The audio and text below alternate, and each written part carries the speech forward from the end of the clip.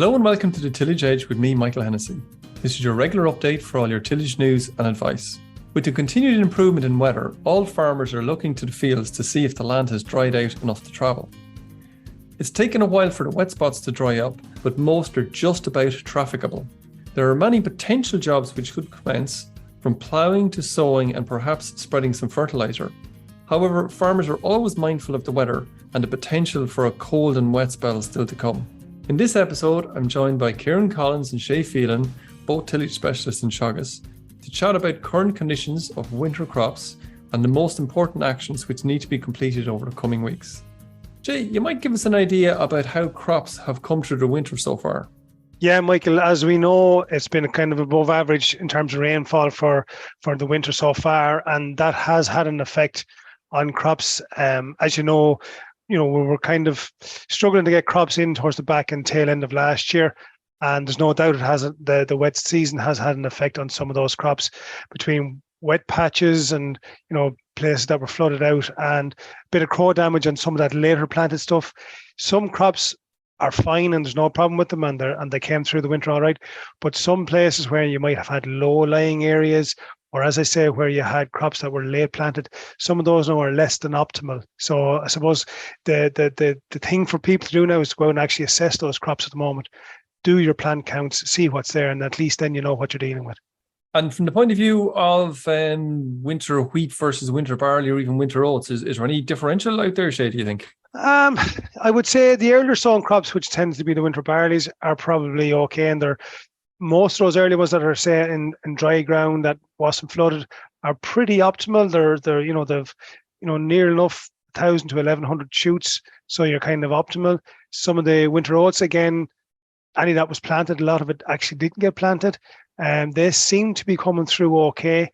And most of the early sown winter wheats are fine as well. It's just those later sown winter wheats that maybe went in after some potatoes or maybe beet or something like that. Some of those got a fair hammering with crows in certain places. So some of those crops are a little bit thinner than probably what you'd like at this stage. But I mean, there is time for them yet, so they should be okay. And what about the oilseed rape, Shay? It's certainly a lot of the crops I've seen, most of them look pretty good. Not all of them, but nearly all of them look really, really good. Yeah, you're right, Michael. Most of them look quite good. Just happened to be in some there over the weekend, and there's still a range of crops out there. So there are some out there, and I did GAIs in some of them, and they're anything from 2.5 to 3, even in extreme cases. And then, of course, you have the other end of the spectrum. You have some which got grazed by crows or grazed by pigeons, and maybe kind of a little bit iffy establishment and things like that. And some of those are down at a 0.5 of a GAI up to maybe 1. So they're not disaster, not by any means, but they're just going to take different levels of management from here on in. Okay, Ciaran, just coming to you, just looking at the season, over the next number of months, what sort of activities should farmers be looking at around now over the next kind of couple of weeks in terms of, maybe planning events, or is it just get into farm work and get out onto the land and get some stuff done? Yeah, I suppose, Michael, while there's still time before we get really busy, I suppose in the planning end, I mean, the first thing is we all know, obviously, fertilizer prices this year, so get a fertilizer plan sorted, kind of know what your quantities are required. And to do that, you need soil samples, so again, go through your soil samples, just make sure that you have enough, just to remember that you need 1 for every 5 hectares now at maximum, so that you have enough, because you don't have a phosphorus allowance now without a valid soil test report anyway, so all around that fertilizer, I'd get that nailed down as soon as I could. The other one that's important, which is new this year, is the eco schemes as part of our cap payments. Again, maybe talk to your advisor and see how you fix there. Is there anything you need to do before you make your single payment application? Another one that just strikes me as well is buffer zones. Just again, know where you need them, and again, just plan that out, especially if you've got maybe crops like beet or maize that'd be late harvested. And then maybe following on from Shay there, Michael, just assess winter crops. Just get out, see what weeds are there. Is there a tidy up required? Is there a bit of replanting to be done? Get a few plant counts and maybe just put a strategy in place for the spring then. And Ciaran, just go back a little bit to if you don't have a soil test, it's index 4 for P, I think you mentioned. Practically explain to me what that actually means to a farmer on the ground. If I go backwards, last year, this is due to the change in the nitrates directive, but last year, if you didn't have a soil test report, the field was assumed as index 3. So on a typical cereal crop, that's say 25 kgs of phosphorus allowance. Whereas now it's different. If you don't have a soil test report now, you actually have no allowance. So you cannot buy phosphorus for that field. And that field may well require phosphorus, So I suppose it just highlights the importance of having a soil test report and then acting on it afterwards. So if I'm a farmer and I don't have soil test results, I apply the normal bits and pieces that I normally would have applied year on year, 16, 4, 20 or whatever it happens to be. And I also import a bit of slurry as well, because that's the right thing to do. And then I get an inspection by the department who are going to look for a justification for everything I've used in terms of fertilizer over the years. How does that work out then for the farmer? Well, I mean, you've exceeded your limits, because if you don't have a soil test report, as I say, you've no allowance. You've actually purchased or put out phosphorus, so you're just going to fall into going to get a penalty at that stage. Okay, and that's off for single farm payment, I presume, now at that stage. Yeah. Okay. Yeah. Ciaran, returning back just a little bit to the crops that are out there at the moment that are actually in the ground, is there any one particular crop that you would say, well, geez, if you're going to look at anything at all, these are the types of crops you want to be looking at first? Yeah, like, as I say, assessing the winter crops in terms of plant count would be the first thing. Now, if there's bits to be taken out or resown, that's probably going to happen a little bit later in the spring. So you'd always give that as long as you can before you make the final call on that. But I suppose one that strikes me certainly is, weed control. Are there overwintered weeds in the crop? See what's there, and again, kind of go back, what herbicide did I use, did it work, and why didn't it work, that kind of thing. And maybe some fields maybe didn't get a herbicide, so again, just to tidy that up. And I suppose a lot of people, once you start moving into February and the weather gets a little bit milder, a lot of people might be looking at maybe, a sulfonylurea type herbicide to tidy up some broadleaf weeds. So again, you're waiting there for soil temperatures to increase, that you've a little bit of growth there. So, and just planning that bit out, I suppose, really. But that weed control, I suppose, Michael, to answer your question, will be probably the first job. Shay, just on the other one there to bring you back in, just in terms of P and K, if fields needed a bit of a top up in P and K, or got no P and K to start with, is that a job that farmers could start out at the moment? Yeah, it's a good question, Michael, and it's certainly something I'd say that's going to come up at the crop walks next week. It's always kind of when you get to the mid-February type time, people start getting itchy feet and decided that, we need to start getting P and K onto the crops. First thing, I suppose, because Ciaran mentioned already there, is you really want to wait for growth. Now, according to the Met Éireann stats at the moment, soil temperatures are a degree or two above normal, so you would say, possibly it might be okay to go, but at this stage it's probably a little bit early, certainly for the likes of wheat and oats is probably a little bit too early. Most people go with a compound now. They don't just go with straight P and K. They go with a nitrogen and compound. So, that nitrogen has to be used as well. So, you need to be careful that there is sufficient growth to use up that nitrogen in view of all the nitrates regulations that are coming down, not just what the crop needs. So I suppose while temperatures seem to be a little bit higher than normal, it's still very early yet for us to go out with P and K and a nitrogen with that compound as well. Okay, and to be mindful, I suppose last year, Shay, a lot of fields would have taken out a lot of P and K with some of the very high yields that were there last year. Is it a case where a compound is actually going to fit at all in the year that's in it, in terms of needing to get on very big rates? Yeah, it's a good point, Michael. I mean, when you think of the yields that we had last year, some crops of wheat were doing 11, 12 tons a hectare. Winter barley's doing over 10 tons a hectare. Now, they aren't all like that by any manner of means.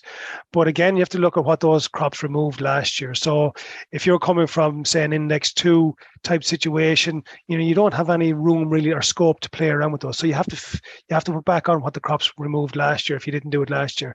And bearing in mind that quite a lot of farmers probably would have opted, given the high prices of fertilizers last year, to maybe reduce down the amount that they use, or maybe even take a holiday in some cases, which, you know, can be fool's economics in a way. So really what you need to be looking at is that if you take, say, for example, a crop of winter wheat or winter barley, they're going to remove about 3.84 kilos of P per ton of yield and about 10 kilos of potash. So in those cases, you need to be putting back that for every ton that you're putting on. So if you're taking, say, for argument's sake, a 10-ton crop of either winter wheat or winter barley, that's 40 kilos of P and about 100 kilos of K that they're going to remove from the crop. So if you're if you're lucky enough to be in an index 4 situation, or, you know, even index 3, you can probably say, well, right, you know, I don't need to put out all that. But certainly if you're in the lower indices, you need to replace all that.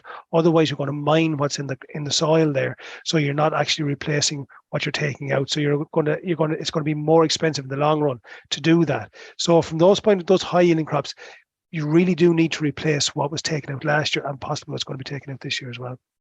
Okay, so there could be big rates going out there.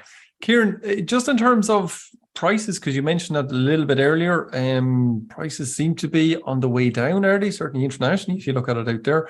Should growers put on the bare minimum at the moment and consider maybe delaying any purchases for as long as they can?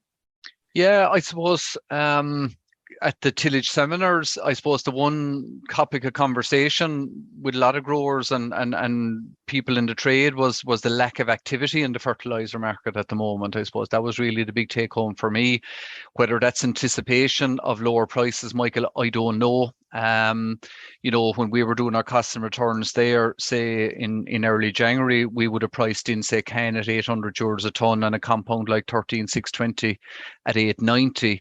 I don't know if better will be available throughout the season, but I suppose any farmer should maybe get enough on board to get them going at the same time. You know, the last thing you want is to be waiting too long and end up with delivery problems and that. So maybe it might be prudent to get some on board and maybe see what the market will bring after that. Okay, and when you mention some on board, is there any particular crop that might need attention first? And I suppose maybe just listening to what Shay was talking about, maybe some of the oilseed rapes mightn't be as great as they were. Is that something, Ciaran? Yeah, I mean, be thinking about now. Certainly, yeah. I mean, look, nitrogen and I suppose sulfur as well can start once the weather gets mild and soils are dry enough, and, you know, in conditions where we're not going to have field losses is obviously very important.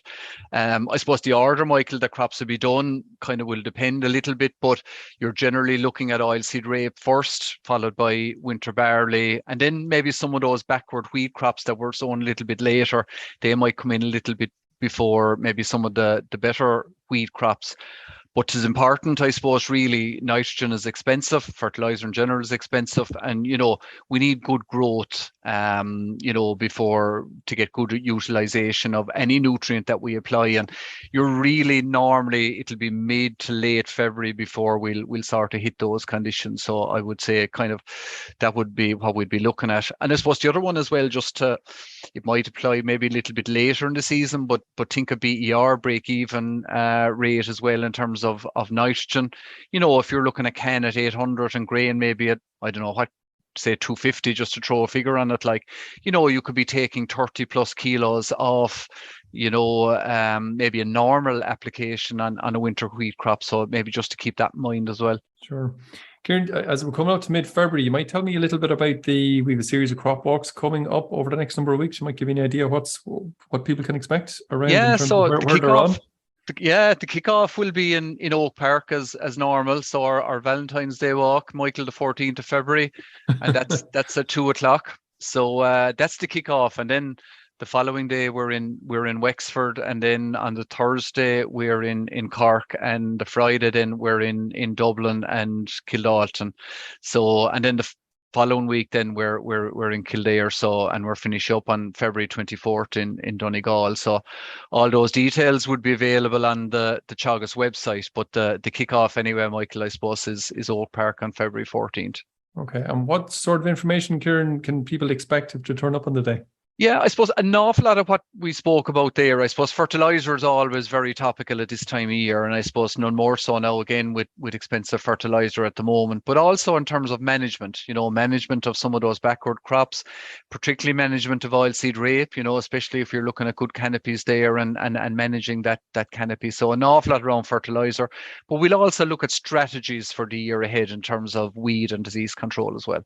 Okay, and Shay, have you anything that you think you might be coming up with those walks? Yes, as well, Michael. I mean, we have to look at kind of the pesticide regulations that are coming along the line as well at us, and in terms of our usage, and certainly one or two of the farms will be looking at how they use pesticides on their farms as well, and trying to reduce down the rates of pesticides as well. So it's something just to keep an eye out for as well on those farms. Okay, so lots of good information coming up on those walks.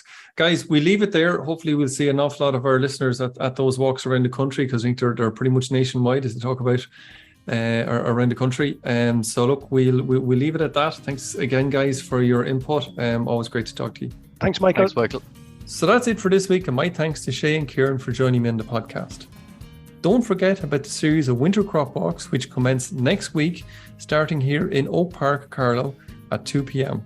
And for more information on the crop walks, go to teagasc.ie. Finally, don't forget, if you enjoyed the podcast, then recommend it to a friend or colleague. And as always, rate, review, and follow on Apple Podcasts or Spotify so you never miss an episode. And for more information, go to teagasc.ie. I'm Michael Hennessy. Thanks for listening. I'll be back next week with more tillage news and advice.